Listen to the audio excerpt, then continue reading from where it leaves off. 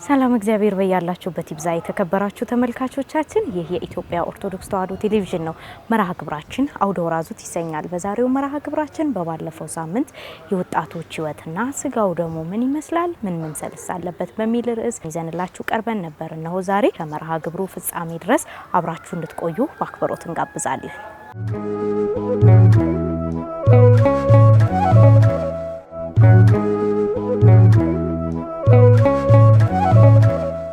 ምናልባት ከአንዳንዴ በአፈ ታሪክ የምናወራቸው ነገሮች እምነታችንን ሊያጎድልብንና ከእምነት ወደ ኋላ እየጎተተን ያለ ይመስለኛል። ያለፍንባቸው የባህል መንገዶች ሃይማኖታችን ላይ ተጽዕነው ወደ ቤተክርስቲያን እንዳንቀርብ የሚጎትቱን መንገዶችም ናቸውና ምናልባት መምህር ወደ እርስዎ ስመጣ በተለይ ከእርኩስ መንፈስ የሚፈታተናቸው ሰዎች ስጋው ደሙን መቀበል ይችላሉ ወይ? ምን አይነት ሰዓት ላይስ ነው ለነሱ የስጋው ደሙ ሕይወት የሚፈቀድላቸው? የጳውሎስ መልእክት ባነበው ጥሩ ነው። ምክንያቱም ሰው የማን ቤተ መቅደስ ነው? እግዚአብሔር አይደል? ታዲያ በዚያ ቤተ መቅደስ ላይ ማን ሊቀመጥበት ይችላል? እና እንደውም እኮ ራሱ ጌታ በመጀመሪያ ማን ነው የሚታሰረው? ኃይለኛው አይደል የተባለ ከሰው ጋር በስጋ በደም ተካፍሎ ያደገ አብሮ አደግ ሊሆን ይችላል። እርሱ በጥቂት እምነት በጸሎት ከወጣ በኋላ ነው በትክክል ሌላው ሊበዘብዝ ቢችለው አይደለ?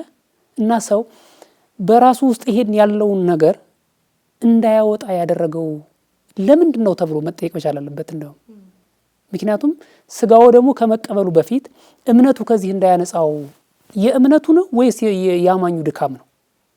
እምነት መቼም ቢሆን ኃይል አላት አይደል? ኃይል አላት። ያልነበረን እንደነበረ የሞተን ደግሞ በግልጽ የምታስነሳ እምነት ናት። ስለዚህ ችግሩ ማን ጋር ነው ሲባል አሁን ያልሽው ሰው ጋር ነው ያለው። እና በአንደኛ ቆሮንቶስ ምዕራፍ 10 መቼም ያጋንንትን ጽዋና የጌታን ጽዋ አብሮ መካፈል የተከለከለ ነው። እንዲህ ይላል፣ ለጣዖት የተሰዋ ምናምን ላለሆነ ወይስ ጣዖት ምናምን እንዲህ እንዲሆን ላለሆነ አይደለም። ነገር ግን አሕዛብ የሚሰዉት ለአጋንንት እንዲሆን እንጂ ለእግዚአብሔር እንዳይሰዉ እላለሁ። ከአጋንንትም ጋር ማህበርተኞች እንድትሆኑ አልወድም። የጌታን ጽዋና የአጋንንትን ጽዋ ልትጠጡ አትችሉም ይላል። ከጌታ ማዕድና ከአጋንንት ማዕድ ልትካፈሉ አትችሉም ወይስ ጌታን እናስቀናውን ይላል። እና ምንድን ነው የዚህ ጠቅላላ ጭብጡ ተብሎ ሲታሰብ ከአጋንንት ጋር የጌታ ጽዋ አንድ ላይ አይሄድም። ምን መሆን አለበት ከተባለ ይሄ ከእርሱ ጋር ያለ ነገር ከእርሱ ምን መሆን አለበት? መነሳት መቻል አለበት። ለምን ሁለቱ ነገሮች በአንድ አይኖሩም? ጨለማ ከብርሃን ጋር ዝምድና አለው የለውም? ጨለማ ከብርሃን ጋር ዝምድና ከሌለው ጨለማ በብርሃን ተገዶ መነሳት መቻል አለበት። ስለዚህ ይሄ ከሆነ ከማን ጋር ህብረት ሆኗል? ከብርሃኑ ጋር ህብረት አድርጓል። ካልሆነስ አይደለም፣ ህብረት አላደረገም። እና ምን ይሁን መጨረሻው? ከአጋንንት ጋር ህብረት የለም ተብሎ ከተነገረ ይሄ ህብረት መቋረጥ መቻል አለበት። እና ለምንድን ነው ያልዳኑት? ቅድም መልሻለሁ። ችግሩ የእምነቱ ጉዳይ ሳይሆን የአማኙ ችግር ነው፣ የግለሰቡ ጉዳይ ነው እንጂ እምነት ብሏል። እሱም እኮ ወደ ተራራው ሲወጣ ሶስቱን ሐዋርያት ይዞ ታች ጋር ያሉት ከሌላ አጋንንት ጋር ሲታገሉ ነበር አይደል? መጣ፣ በእነርሱ ፊት አቅርቤ ነበረ፣ ሊወጣ አልቻለም። ስለዚህ ጌታ ወይ ልጄን በጨረቃ ይጥለዋል እንዲህ ይለዋል እያለ ለጌታ ያወራው ነበር። ምንድነው ያለው? ውጣ አለው። ወጣ። ለምንድነው ያላወጣ ነው ብለው ጠየቁት። የሰናፍጭ ቅንጣት እምነት ብትኖራችሁ ይሄንን ይላቸዋል። እና ይሄ ደግሞ አብሮ ያደገ ዘመድ ነው፣ ቤተሰብ ሆኗል። ስለዚህ ይሄ የሚወጣው በምንድን ነው ይላል? በጾም በጸሎት። ስለዚህ የመውጫ መንገዱ ጾም ጸሎት ነው። ስለዚህ ከርኩስ መንፈስ ጋር ህብረት ያላቸው የክርስቶስን ስጋና ደም መካፈል አይችሉም። ወደ ቀጣይ ጥያቄ ሳልፍ ቀሲስ፣ ምናልባት በቅዳሴ ላይ ካህኑ ልዩ ሀሳብና ዝሙት ያለበት ቢኖር አይቅረብ በማለት ከቅዳሴ በፊት አባቶች ስብከትን ይሰብካሉና ምናልባት የህሊና ዝሙት በተለያየ ጊዜ በተለይ በቤተ ክርስቲያን ውስጥ እንኳን ቁበን በጸሎት ላይ ሆነን በሀሳባችን የተለያዩ የኃጢአት ሀሳቦች ይመጣሉና ምናልባት ለቁርባን የተዘጋጀ ሰው ክፉ ሀሳብ በአይምሮ ቢመጣ አይቁረብ ማለታችን ነው ወይስ ሌላ ሚስጥር አለው? አሁን ይሄ ይሄ ነገር በጣም ረጅም ነገር ብዙ ነገር ይፈልጋል። ንጹህ የሆነ ከስጋው ከደሙ ይቀበል፣ ንጹህ ያልሆነ ግን አይቀበል፣ ለሰይጣንና ለመልእክተኞቹ በተዘጋጀ እሳት እንዳይቃጠል ነው የሚለውና ምንድነው ከዛ በኋላ እጁን ይታጠባል። ካህኑ ትእዛዙን አዋጁን ያውጅና ካህኑን ይታጠባል። ልዩ ሐሳብና ዝሙት ያለበት ቢኖር አይቅረብ። ይሄ ሐሳብ ምንድነው?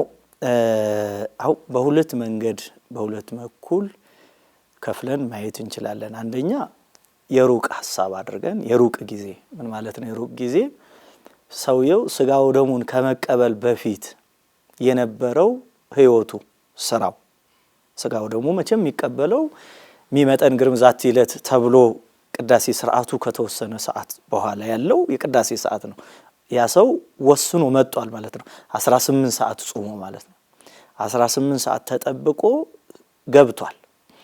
ከመግባቱ በፊት ከ18 ሰዓት በፊት ያለው ከካህኑ ጋራ ቅድም ያልናቸው ከካህኑ ጋራ ከመወያየቱ ከመነጋገሩ አስቀድሞ በነበረው ሰዓት የዝሙት ሐሳብ ብቻ አይደለም፣ የዝሙት ስራ፣ የቂም፣ የተንኮል፣ የአድመኝነት እነዚህ ልዩ ሐሳብ፣ ዝሙት፣ ክፋት፣ ተንኮል ምናምን ያለበት ቢኖር አይቅረብ። ዝርዝር ብዙ አለው። ብዙ አባቶች እንደውም አንዳንድ አባቶች ብፁዓን ሊቃነ ጳጳሳት እንደውም አንዳንዶቹ ሲናገሩ ሰፊ ያደርጉታል፣ በደንብ ይተነትኑታል። በሰው ልጆች የሚሆኑትን ነገሮች፣ በሰው ልጆች የሚታሰቡትን፣ በአእምሮ የሚታሰቡትን ነገሮች ይዘረዝሯቸዋል አንዳንድ ቀዳሾች ጥሩ አባቶቻችን እና ያ ከዛ በፊት ባለው ህይወታቸው ንስሐ ሳይገቡ ማለት ነው። ከዛ በፊት የዝሙት ሐሳብ፣ የዝሙት ስራ፣ ይሄ የስርቆ፣ የአድመኝነት፣ የዘረኝነት እነዚህ ሰዎች እንግዲህ ዘረኛ ያልሆነ የለም። እነዚህ ሰዎች በፍጹም ንስሐ ሳይገቡ መቅረብ የለባቸውም። ግን አንዳንድ ሰዎች ይሄንን ከዛ ሁለተኛው ከገቡ በኋላ መቼም ከገባን በኋላ ቀደም መምህር እንዳሉት ከገቡ በኋላ ድንገት የሚመጣ ሐሳብ አለ። በዚህ ውስጥ እንደውም ገጥሞኛል። ሰዎቹ ድንገት በአእምሮአቸው ውስጥ አእምሮ መቼም ያስባል። ጤናማ የሆነ አእምሮ ብዙ ነገር ነው የሚያስበው እና ብዙ ያስባል እና ወጣው የሄዱ ሰዎች ገጥመውኛል። እኔ ብቻ ይነግሩኛል ከፊቴ ከነበረው ሰው ከሆነ ሰው እንዲህ ምናምን ይላሉና ወጣው ይሄዱ። እነዛ ጥሩ አደረጉ። ምክንያቱም ሰው አይተው ነው የመጣ። አየሽው? ሰው አይቶ ነው ሐሳባቸው የመጣ። የሆነ ነገር አይተው ነው የመጣ እና እንደዚህ አይነት ነገር አይተው የሚመጣ ነገር ከሆነ የሚመኙት ከሆነ ይሄ ዝሙት ሐሳብ ነው፣ የዝሙት ምኞት ነው። አይቶ የሚመጣ ግን ዝም ብሎ በአእምሮ እንደ ምናብ አይነት ነገር ዝም ብሎ ከሆነ ጤናማ የሆነ አስተሳሰብ፣ ጤናማ የሆነ አእምሮ የሚያስበው ነገር ነው። እንዲሁኛለሁ ብሎ ወጦ ባይሄድ የተሻለ ነው።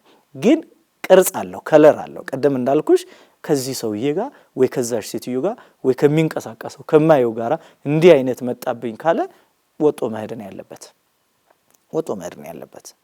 ምክንያቱም አለበለዚያ ግን ዝም ብሎ በሐሳቡ ብቻ ዝም ብሎ እንደ ህልም ሆኗል አይደል?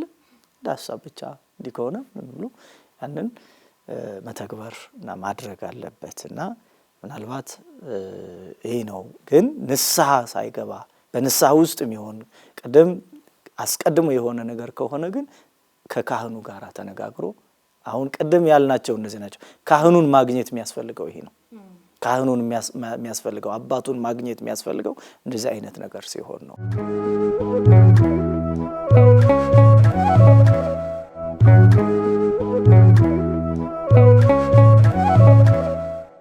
አሁን ሰው ሆኖ የተፈጠረን ከሐሳብ ዝሙት ነፃ ነው ተብለሽ ብትጠየቂ አንቺ እንዲያው እኛን ተጠያቂ አድርገሽን ነው እንጂ አንቺ ብትጠየቂ መመለስ ትችያለሽ?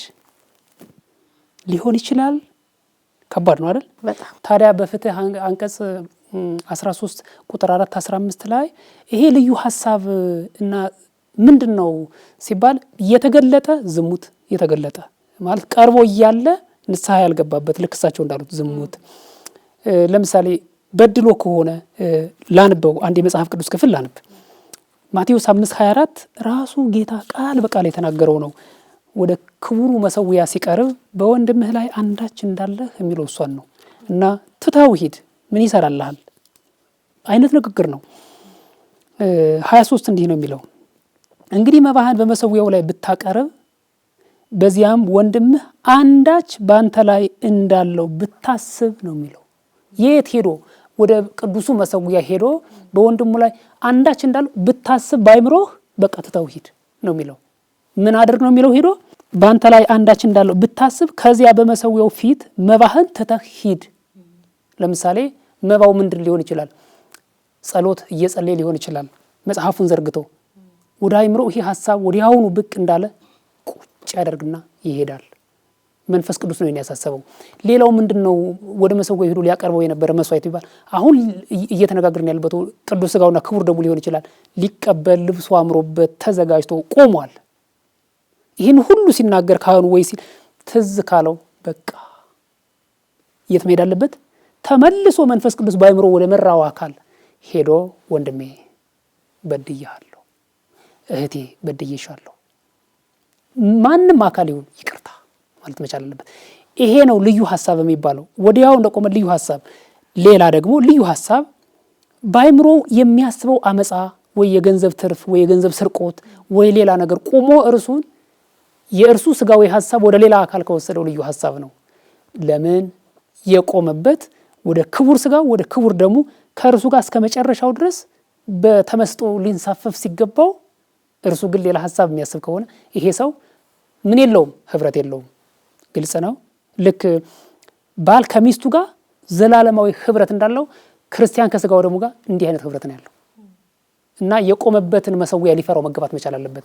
ምክንያቱም ወደ ታላቁ ቤተ መቅደስ ገብቷል እና ሄደህ ነው እንግዲህ መባህን በመሰዊያው የሚለው። ለዛ ነው አስቀድመህ ከወንድምህ ጋር ታረቅ፣ በኋላ መጥተህ ተመልሰህ መባህን አቅርብ የሚለው። የእርሱን ቅድስና የእርሱን ጸሎት አሁን የምንለውን ነገር ነው።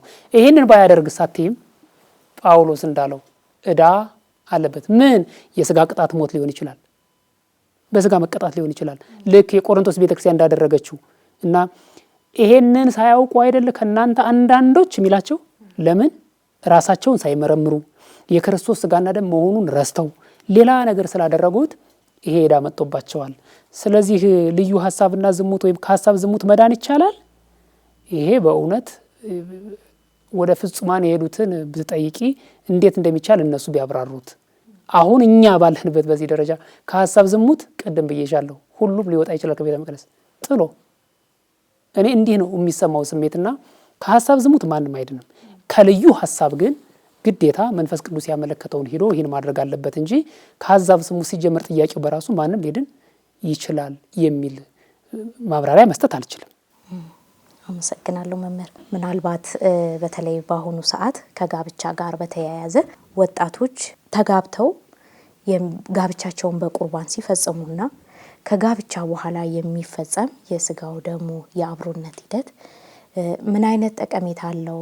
መጀመሪያ በቅዱስ ቁርባን መጋባትና ልክ ከተጋቡ በኋላ አብሮ የመቁረብ ለምሳሌ ከወለዱ በኋላ ሊሆን ይችላል፣ በልጅ ክርስትና ሊሆን ይችላል።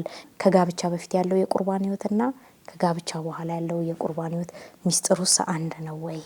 የጠየቅሽኝ ጥያቄ እንዴት መሰለሽ? አሁን ቅዱስ ቁርባን የጋብቻ ማረጋገጫ ሰርተፍኬት ማድረግ ነው። አቅጣጫውን ስቷል። ለምን? ቅዱስ ቁርባን ማንጋ ነው ሱታፌው? ወደ ላይ አይደል አይደል? የባልና የሚስት ሰርተፍኬት አይደለም። አሁን አንቺ ያልሽኝ ከመጋባት በፊት ይቆርባሉ፣ ይጋባሉ።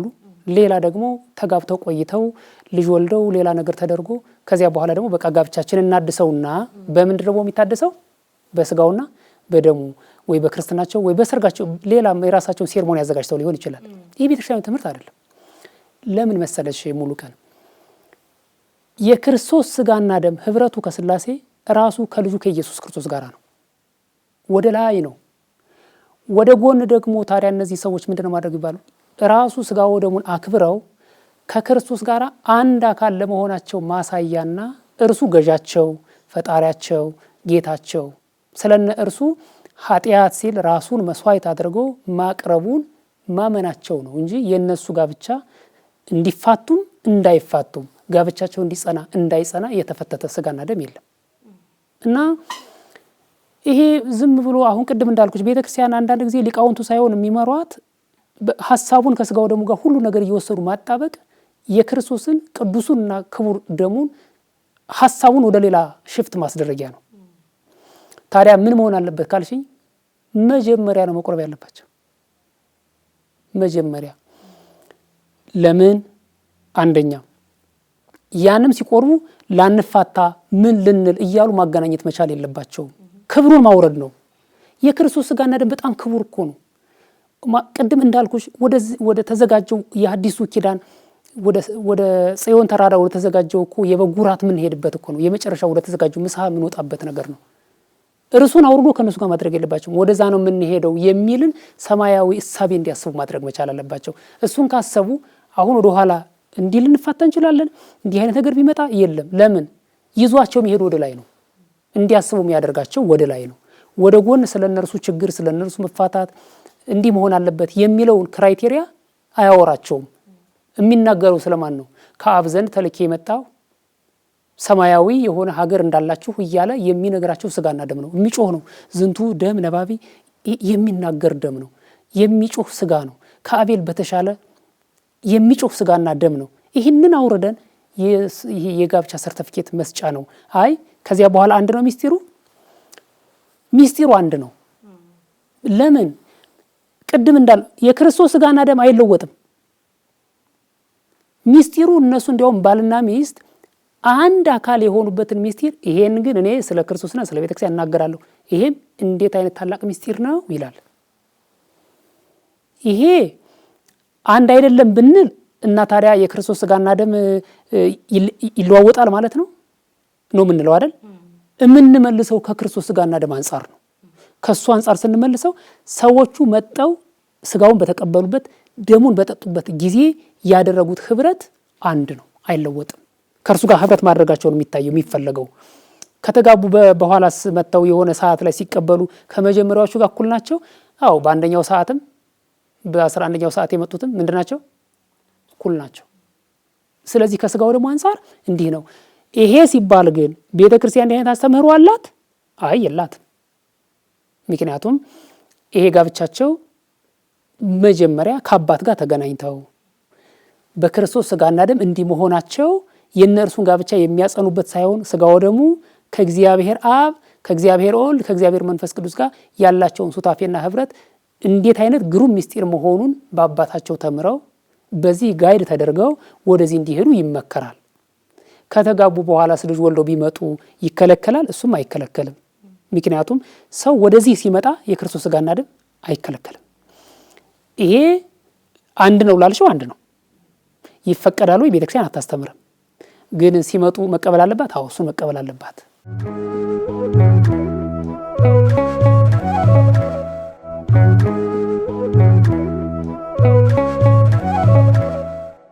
በጣም ነው አመሰግነው መምህር። ምናልባት ቀሲስ የመጨረሻ ጥያቄ ላድርገውና በቁርባን ሰዓት ለ18 ሰዓት ያክል ከምግብ ከመጠጥ ከውሃ መከልከል እንዳለብን ወንጌል ይነግረናል። አንዳንዴ ምናልባት በልማድ ወየኔ የእውቀት ማነስ ይሆን አላቅም እንጂ አንዳንድ ሰዎች ከውሃ መቆጠብ አለብን ሲባል 18 ሰዓቷን ውሃ ሳይነኩ የሚቀመጡ ለስጋው ደግሞ የተዘጋጁ ሰዎች አሉ። በተለይ ይሄ ነገር ከእንስቶች አንጻር ለ18 ሰዓት ያክል ውሃ ሳንነካ ቆየን ማለት ሳንታጠብ ወደ ቤተ መቅደስ ልንገባ ነው። ይህንን ህግ ቤተክርስቲያን ከንጽህና መጠበቂያ አንጻር እንዴት ታየዋለች? እንግዲህ ይሄ ምንድነው? ንጹህ የሆነ ነው። ቀደም ከምንለው ነገር ንጹህ የሆነ ከስጋውና ከደሙ ይቀበል። ንጽህና የውጭ ንጽህና የውስጥ። የውጭ የምንላቸው ነገሮች እነዚህ መታጠብ፣ መልበስን ከጥፍር ጀምሮ ከጸጉር ጀምሮ ሰውነትን ከማጽዳት ሰውነትን ለሰው የሚታይ አንዳንድ ጊዜ እኮ መቼም የክርስቶስ ስጋና ደም በሌላ አባባል በሰርግ ትመሰላለች እና ወደ ሰርግ ቤት ስትሄጂ ወደ ሰርግ ቤት አንድ ሰው ሲሄድ የሰርግ ልብስ አለኩ የሰርግ ልብስ ተለብሶ ወደ ሰርግ ቤት ሲሄድ ያዘን ልብስ ለብሶ አይሄድም። ወደ ሰርግ ቤት ሲሄድ ወይ ደግሞ ሌላ ልብስ ተለብሶ የሰርግ ልብስ የራሱ የሆነ ልብስ አለ። ይሄ ሀበሻ ቀሚስ ሆኖ ዘርፈፍ ያለ ጥሩ የሆነ ራቁት የሆነ ምናምን አይደለም። የተገላለጠ የተቆራረጠ ነገር አይደለም። አለባበሱ ሰርግ የሚመስል ሰርግ የሚል እንደሱ አይነት ልብስ አለ። ስለዚህ የውጭ ንጽህና ጥፍርን ከመቁረጥ ንጽህና መታጠብን ጀምሮ 18 ሰዓት አንድ ሰው ሳይታጠብ እንዴት ነው የሚቆየው? አሁን አንቺ ሴት ወንድ አልሽው እንጂ ማንኛውም ሰው እንደ አንድ ሰው እኔ 18 ሰዓት እንዴት ነው ግሬን ሳልታጠብ ቆየው? እንዴት ነው እጄን ሳልታጠብ ቆየው? እንዴት ሊሆን ይችላል? እና ማንም ሰው ይሄንን ሊያደርግ አይችልም። ምናልባት የጧት ቅዳሴ ከሆነ ወይም የጧትም ይሁን የ6 ሰዓትም ይሁን በዛ ሰዓት አፉን መጉመጥመጥ ሊተወው ይችላል። አፉ መጉመጥመጥ የለበትም። አፉ ውስጥ ውሃ መግባት፣ ምክንያቱም አፋችን ስንጉመጠመጥ ወደ ውስጥ ሊገባ ስለሚችል አፋችን ላይ መጠንቀቅ አለብን። ከዛ ውጭ ግን መታጠብ አስፈላጊ ነው። አስፈላጊ ብቻ አይደለም፣ ግዴታ ነው። መታጠብ አለበት፣ አንድ ሰው መታጠብ አለበት። ይሄማ ካልሆነ የውስጥን ኃጢአት ይሄኛውን ከተው ነው ይሄኛውን ችግር የለበትም ይሄ ነውር የለበትም ካልነው ለውስጠኛው ኃጢአት ለሚባለው ለውስጠኛው መቆሸሽ ቦታ ላንሰጠው ነው። ስለዚህ ለሚታየው ክርስቶስም እንደሱ ነው አይደል የሚለው፣ ስለሚታየው ስነግራችሁ ካላመናችሁ ስለማይታየው ብነግራችሁ እንዴት ታምኑኛላችሁ? አሁን እኛ የውስጡን ለማጽዳት የማይታየውን ለማጽዳት በሚታየው መታጠብ አለብን። ለሰዎች ሲታይ እንዲህ ሰፍ ብለን ምን ሄደው ወደ ክርስቶስ ቤት ነው። እንዴት ነው መስታስቢው? አንቺ እንዴት ቆንጆ ለብሰሽ ስትሄጂና እንትን ብለሽ ለራስሽ እንኳን ይቀፋል እኮ ለራስሽ። እንደገና ደግሞ የምንቀበለው ስጋ ምንድነው? ንጹህ እኮ ነው የምንቀበለው ስጋ እኮ ንጹህ፣ ምንም ነገር የማይስማማው ነውር የማይስማማው ይሄ ነውር የማይስማማው በቃ ንጹህ የሆነ ያንን ንጹህ የሆነውን ለመቀበል ንጽህና ያስፈልጋል። እንጀራሽን ለማቅረብ እኮ አንቺ ጠረጴዛሽን ሳይቀር ሳህንሽን አጥበሽ አይደለ? የሆነ ሰው እኮ ሳህኑ እንዲያይቶ ይመልሳል። ያ ማለት እኔ ሰውነቴ ከቆሸሸ ለመቀበል በጣም አያስፈልግም ማለት ነውና ንጽህና አስፈላጊ ነው። ይህንን የሚሉ ሰዎች ልክ አይደሉም። ከየት ነው የተማሩት? አሁን እነዚህ ሰዎች የሰሙት ነገር አለ፣ የሰሙት ቦታ አለ። ቅድም ያልነው ይሄንን ነው። የሚናገሩ ሰዎች፣ የሚያስተምሩ ሰዎች፣ ይሄንን እንደዚህ አይነት መልእክትን የሚያስተላልፉ ሰዎች መጠንቀቅ አለባቸው። እንደውም ይሄ ምንድነው የሚባለው ድርሳነ ምናምን ይባላል አይደል? በቃ እንደዚህ አይነት ነገር ይሄ ክርስቶስ ነገር የእግዚአብሔር ነገር የሥጋው ደሙ ነገር ሲነገር ጥንቃቄ ያስፈልገዋል። መጠንቀቅ መዘጋጀት ያስፈልገዋል። እና የሰሙበት ቦታ ግን ልክ አይደለም። ከቤተ ክርስቲያን ሰው ከአባቶች እና ከሊቃውንት መጽሐፍ ተጠቅሶ የሥርዓት መጽሐፍ የቀኖና መጽሐፍት እነዚህ ተጠቅሰው ተነግሮ ከሆነ ሰየው ያምጡት። ከዛ ውጪ ግን ከየት አመጡት? የለውም፣ መነሻም የለውም፣ ምንጭም የለውም። የሚያቀርቡት ምሳሌም ምክንያትም የላቸውምና ይሄ አላስፈላጊ ነው። የውጭው ይሄ ነው ንጽህናችንን መጠበቅ፣ የውስጡ ደግሞ ንስሐ መግባት ከካህኑ ጋራ በውጭው በሳሙና የውስጡን ደግሞ በንስሐ ተስተካክሎ ጸድቶ ነጽቶ ተቀድሶ ቅዱስ የሆነውን ስጋና ደም ክቡር የሆነውን ስጋና ደም መቀበል ያስፈልጋል። ክብረት ይስጥልኝ ቀሲስ። ምናልባት መምህር የዛሬ የመርሃ ግብሬን በዚህ ላይ ቋጫለው ቀረ የሚሉት የሚያስተላልፉት በተለይ የወጣቶች ህይወት ከስጋው ደሙ ጋር ያለው ህብረት ምን መምሰል አለበት በሚለው ዙሪያ የሚያስተላልፉት መልእክት ካለ እድሉ ልስጦትና የዛሬ መርሃ ግብሬን ልዝጋ። ያው ወጣቶች ሁሉ ጊዜ በእርግጥ በመድረክ ያው ጩኸት አለ፣ ግን ብዙ የሚሰማ የለም እና ለኃጢአት ቀጠሮ ሰጥቶ እንደው ማን ይሞት ሰው ከእግዚአብሔር ጋር ህብረት ታደርጋለህ ሲባል አይ ከጓደኛዬ ጋር ቀጠሮ አለኝ እሁድን እኮ ነው። ከስላሴ ጋር ህብረት አለህ ከሚጠብቅህ ከፈጠረህ ከሱ ጋር ህብረት አድርግ ዛሬ ሲባል አይ ጊዜ ገና ነው የሚል በጣም የወጣቱ ጉዳይ በጣም እየናረ መጥቷልና ይሄ አይነት ነገር ከወጣቱ ቢቀር የክርስቶስ ስጋና ደም ለሁሉም የተሰጠ ነው። ወደዛ ሲመጡ ተዘጋጅቶ አንኛ ብዙ ነገር አለው። እነርሱን ካልባሌ ቦታ ይጠብቃል። መንፈሳዊነታቸውን እያጎለበቱ ይመጣሉ። ከአባታቸው ጋር መገናኘት ይችላሉ። አሁን የእውነት በየታክሲው የሚሳደብ ማን ነው ሲባል ወጣቱ ነው። እና ይሄ ወደዚህ ቢመጡ ጊዜ ቢኖራቸው ከአባታቸው ጋር ቢገናኙ ወደ ክርስቶስ ስጋና ደም እለት እለት የመቅረብ ዝግጅት ቢኖራቸው ሁሉ ጊዜ መንፈሳዊ ዲሲፕሊን በእነሱ እያደረ ይመጣልና ይሄ ቢሆን በጣም የተሻለ ነው። ወጣቱ ባይርቅ ወደ ቤተክርስቲያን ቢመጣ ወጣት አለ። በእርግጥ ቤተክርስቲያኒቷን አሁን ከኔ ይልቅ ወጣቱ ነው እየጠበቃት ያለው። ግን ምንድነው ደግሞ ከክርስቶስ ስጋና ደም ጋር ህብረት ቢኖረው እሁድ እንዴ ቢያንስ በሳምንት አንድ ቀን እንኳን ልማድ ቢኖር የመቁረብ ልማድ ቢኖር እንዲህ እያደረገ ሲሄድ ምን ያደርጋል? በየትኛውም ጉዳይ ቤተክርስቲያኒቷን የመከላከል አቅም አለው። ለምን? ህብረት እያደረገ ነው። ከሱ ጋር ህብረት ሳያደርግ እየጠበቃት ያለ ማን ነበር? ህንጻውን ነው። ምክንያቱም ህብረት ታደርጋለህ የለም፣ ተቆርባለህ የለም። እና ምን ነው የምትጠብቀው? በቃ ህንጻውን ምን ይሰራልታል እሱ? ስለዚህ ያን ጊዜ ይገባዋል። የሚጠብቀው ህንጻውን ሳይሆን ወደ ህንጻው የሚመጣ ወንድሞቹን፣ እህቶቹን፣ አባቶቹን ለዚህ ስርዓት የሚሳተፉለትን እንደሆነ ይገባዋል። ለምን? የቆመው ህንጻ እኛ የምንሰበሰብበት ነው። ከዛ ደግሞ ማንን ያከብራል? አሁን በመለሽ በየመንገዱ በየስራ ቦታው ወንድሞቹን ያከብራል፣ እህቶቹን ያከብራል፣ ታላላቆቹን ያከብራል። መቼ? ይህ ትሁት የሆነ የክርስቶስን ስጋና ደም ሲቀበል እና ይህን ነገር ለማድረግ ወጣቱ ራሱን ቢያዘጋጅ ቢፈትሽ በየቲክቶኩ ስለሌላው ነገር ከሚጮህ ይልቅ ስለ ራሱ ነፍስ የሚጨነቅበት አይነት ጊዜ ቢመጣ በጣም የተሻለ ነው። ይህን ስል ግን ወጣቶቻችን ከአገልጋዩ ይልቅ እያለቁ ደግሞ እነሱ ናቸው እውነት ለመናገር እና ወጣቱ ይሄ ደግሞ ሞር ቢገባው እንዴት አይነት መንፈሳዊነቱ በጣም እያደገ ሊሄድ ይችላል የሚለው ሐሳብ ሁሉ ጊዜ ያሳስበኛልና ወጣቱ አሁን ባለበት እንቅስቃሴ ወደ ክርስቶስ ስጋና ደም የሚቀርብበትን ነገር ቢያደርግ በጣም የተሻለ ነው እላለሁ። አመሰግናለሁ። በእውነት ሁለታችሁም አክብራችሁን ስለመጣችሁ በድጋሚ ክብረት ይስጥልኝ ማለት እወዳለሁ።